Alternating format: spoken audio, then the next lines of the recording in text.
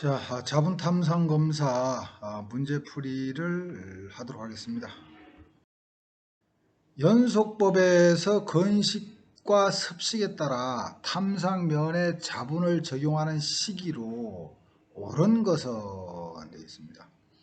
연속법이라고 하는 것은 이제 자화시키면서 동시에 자본을 적용하는 거죠. 자, 1번 건식과 습식 모두 통전을 끊은 상태에서 자본을 적용한다. 2번 건식과 습식 모두 통전하고 있는 상태에서 자본을 적용한다. 이게 답이 되겠죠.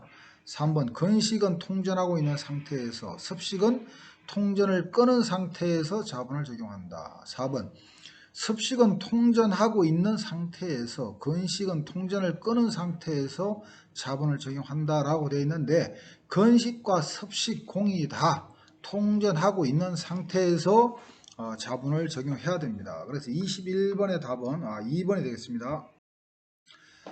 건식 자본에 대한 설명 중 틀린 것은 1번 시험면에 직접 뿌리거나 분무하여서 적용한다. 2번 일반적으로 소모품으로 사용이 된다. 3번 추위의 영향을 많이 받는다. 4번 내열성이 있다. 1번, 2번 맞습니다. 직접 뿌리거나 분무해서 적용을 하고 일반적으로 소모가 되지요. 일회성입니다. 추위의 영향을 많이 받지 않습니다. 자, 내열성이 있고 22번의 답은 3번이 되겠습니다.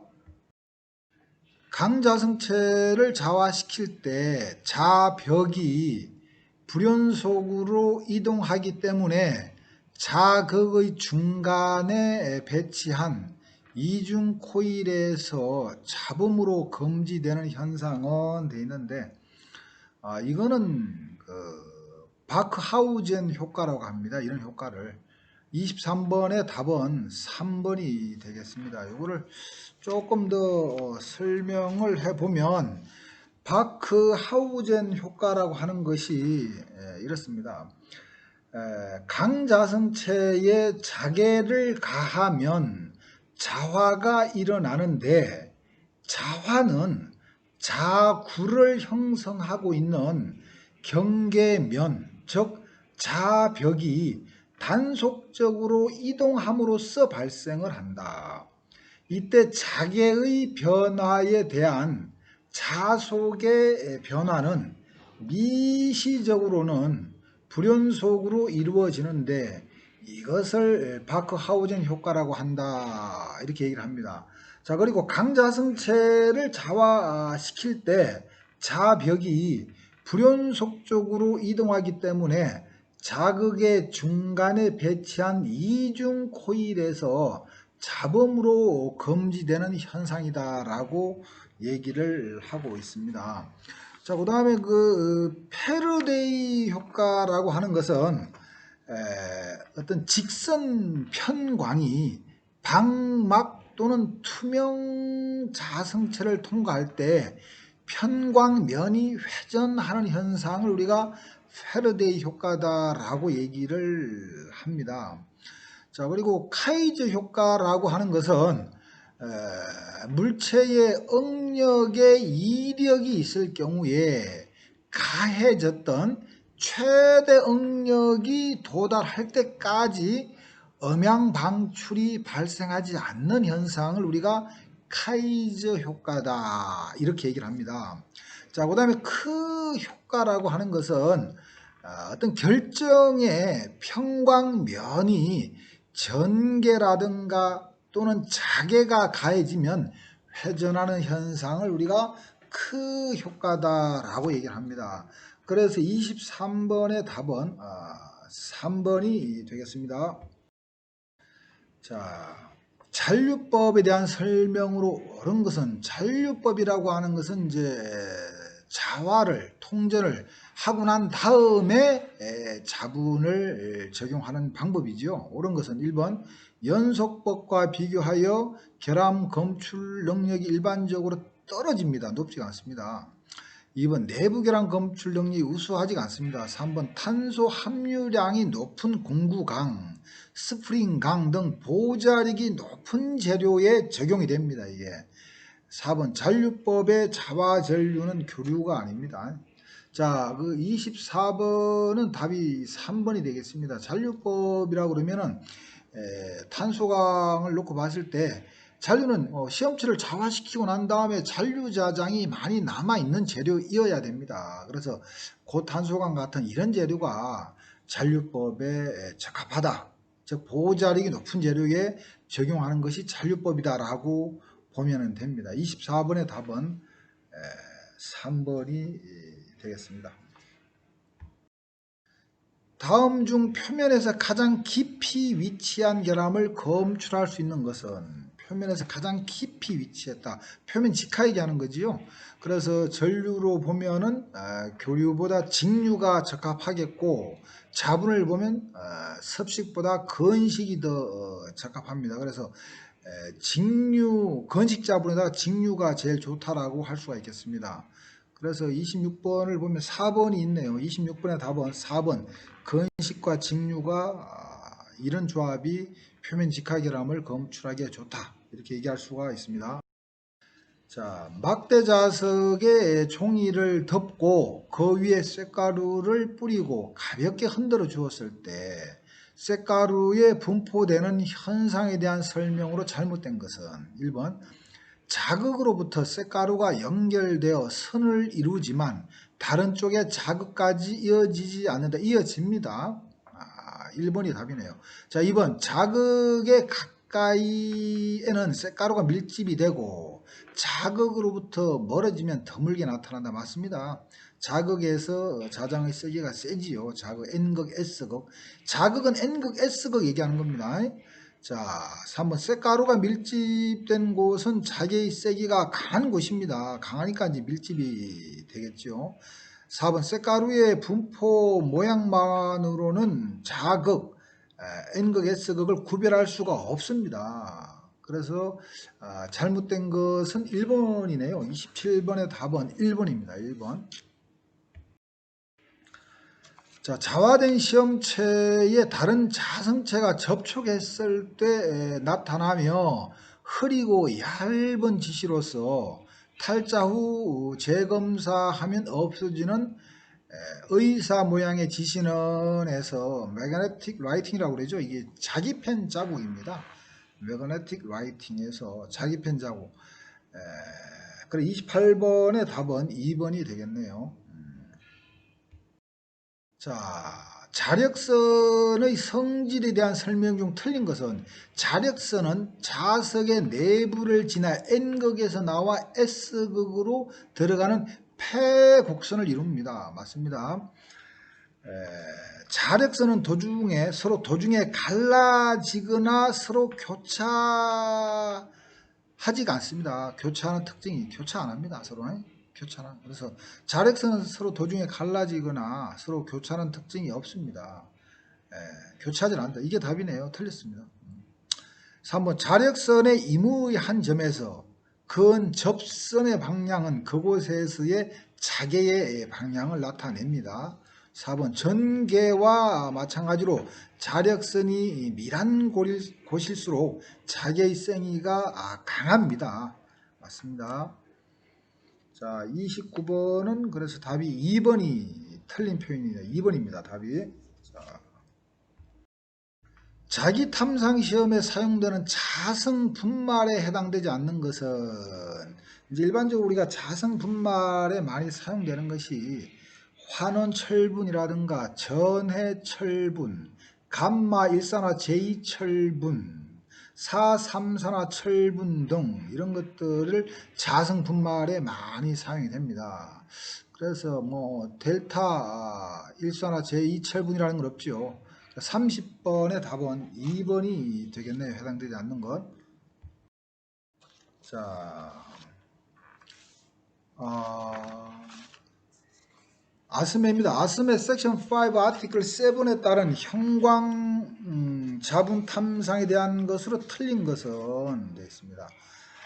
1번이 시험면에 밝기는 16수를 초과하지 말아야 될 것.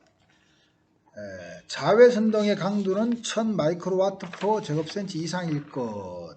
자외선등의 파장은 365 나노메타이어야 한다.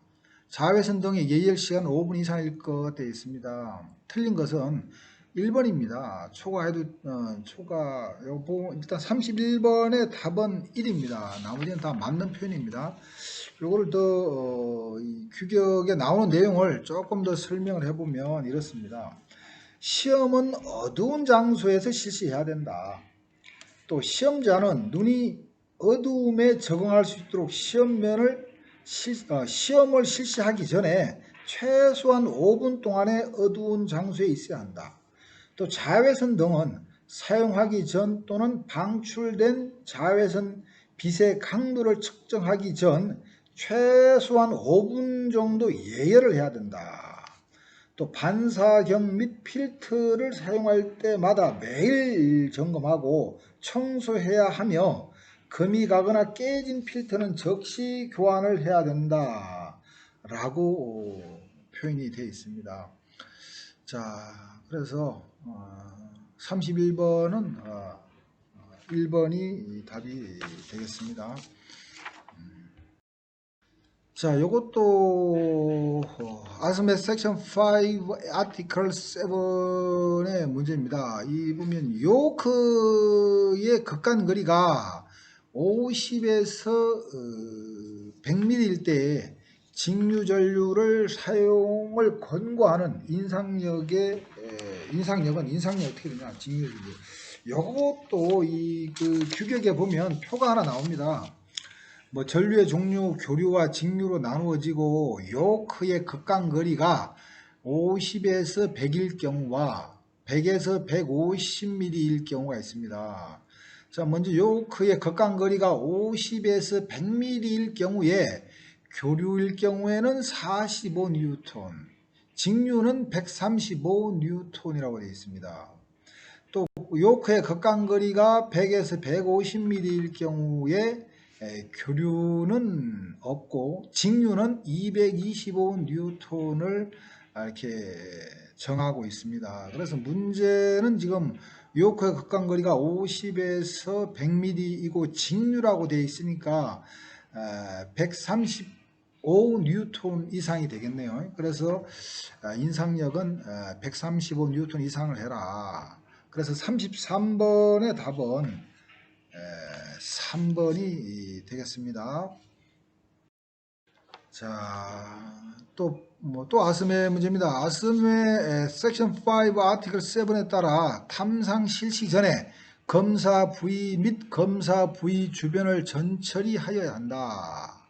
검사 부위 주변을 최소 얼마까지 전처리 해야 되는가? 아스메 코드에서의 전처리 규정을 얘기하고 있습니다. 이거는 이제 1인치입니다. 1인치인데 35번의 답은 2번 1인치 우리 25mm가 되겠지요.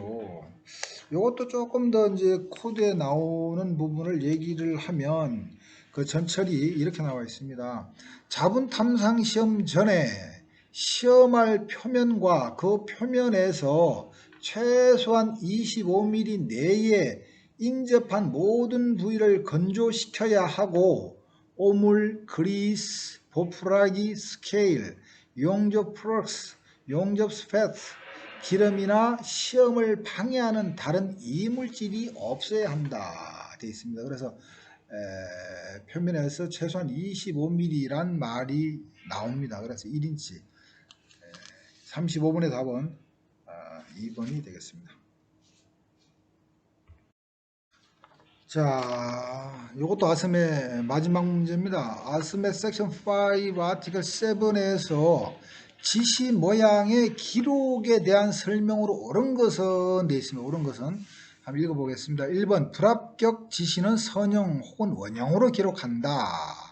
2번 시험체 두께별 합격 기준치를 정하여 기록하여야 한다. 3번 등급별 종류별로 불합격 지시의 기준치를 분류해서 기록하여야 한다.